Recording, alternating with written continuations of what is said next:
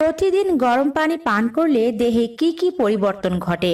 যে পরিবর্তনগুলো হয় তা পজিটিভ নাকি নেগেটিভ? গরম পানি পান করলে আপনার দেহ থেকে রোগ দূর হয়ে যায় নাকি নতুন রোগের সৃষ্টি হয়? গরম পানি পান সম্পর্কিত যে তথ্যগুলো আজকের ভিডিওতে জানতে পারবেন তা শুধুমাত্র মন গড়া কিছু তথ্য নয়।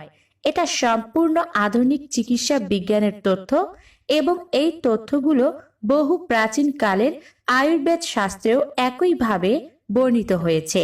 সুতরাং গরম পানি পান করলে কি হয় তা অবশ্যই জানুন, না হলে আপনার সামনেই মহা বিপদ অপেক্ষা করছে। কারণ আমরা কেমন পানি খাচ্ছি, কখন খাচ্ছি এবং কয় গ্লাস পানি পান করছি, খাবারের মাঝে খাচ্ছি না খাবারের পরে খাচ্ছি, তার উপরই নির্ভর করে আমাদের দেহের সার্বিক সুস্থতা। প্রথমেই জানবো গরম পানি পান করলে